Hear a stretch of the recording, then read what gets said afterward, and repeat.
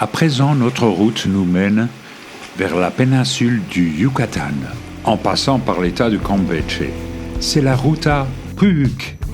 La première étape, ce sera la cité de Saïl, reconnaissable à son grand palais, qui en fait est une pyramide très ouvragée, à 3 degrés. Ici, nous sommes déjà dans l'état du Yucatan. Le terme de Puyuc désigne un style maya post-classique. Il y a plusieurs styles mayas post-classiques, le style Cheyennes, le style Puyuc et le style Rio Bec. Nous sommes ici dans la zone Puyuc. Le deuxième site, c'est Xlapac. Il y a un palais très bien conservé, de style Puyuc, c'est-à-dire le rez-de-chaussée très sobre et un premier étage très ouvragé, avec ici, à l'angle, 3 masques du dieu Chak superposés, reconnaissables à son nez en forme de trompe. C'est le genre de site archéologique que j'affectionne tout particulièrement. On a l'impression d'y être seul au monde. Le troisième site, à quelques kilomètres de là, c'est Labna. Il y a un arc maya splendide. On y reconnaît une fausse voûte en encorbellement sans clé. Tout à côté, une pyramide avec sa cresteria. Dans l'architecture maya, l'arc n'est pas porteur, il est porté par la structure entière, parce qu'ils avaient inventé le béton.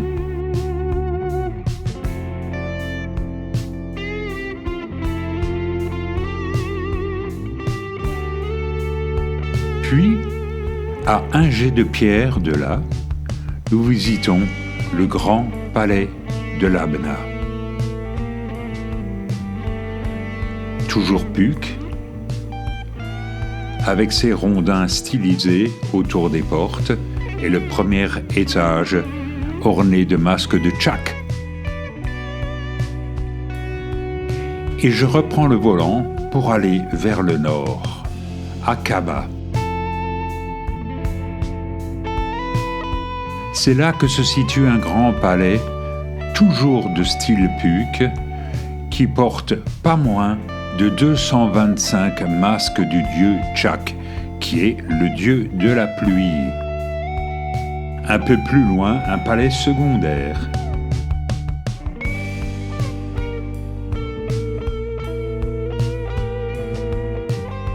Chacun des masques de Chak est formé de 18 pierres assemblées, telle une immense mosaïque.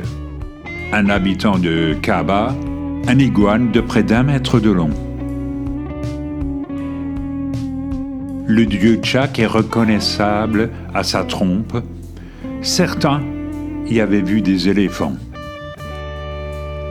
Le plus grand arc maya se trouve à Kaba, près d'un Sagbe, une route rituelle qui peut nous mener jusqu'à Uxmal, qui est vraiment le grand Puyuc. C'est ici qu'il y a certainement la pyramide dont les marches sont les plus raides de tout le Mexique. C'est la pyramide du devin, le style Cheyennes, mais au sommet le style Puyuc. Nous traversons un ancien jeu de pelote qui a été restauré par la suite, pour arriver au quadrilatère des nonnes. Pourquoi ? Parce que tout simplement il ressemble à un cloître. Uxmal, c'est le grand Puyuc, là où ce style est le plus pur. C'est un édifice très important qui a pratiquement été retrouvé intact.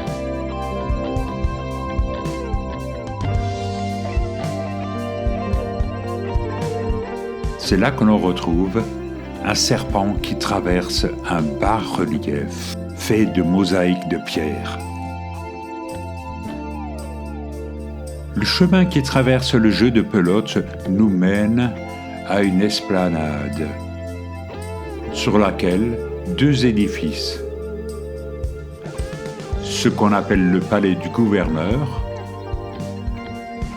Sur une plateforme sacrificielle, il y a un étrange animal à 2 têtes.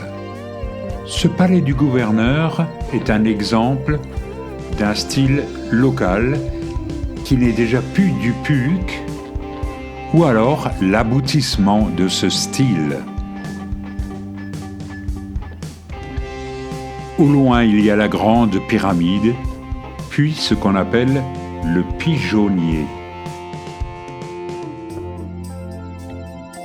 La maison des tortues, un édifice intact, possède une frise avec des tortues. Cet édifice n'est pas de style puuc. Et le panorama qui se déroule devant nous montre le quadrilatère des nonnes et la pyramide du devin. Au nord de Mérida, quand on va sur la route de Progreso, on peut visiter le site de Zebilchaltún, qui possède un temple curieux. C'est le temple des 7 poupées. Il s'appelle ainsi parce qu'on a trouvé 7 statuettes, et c'est le seul temple maya possédant des fenêtres. Et dans les villages du Yucatan, nous assistons, de loin bien entendu, à des cérémonies religieuses. Nous y voyons des femmes traditionnellement habillées en huipil.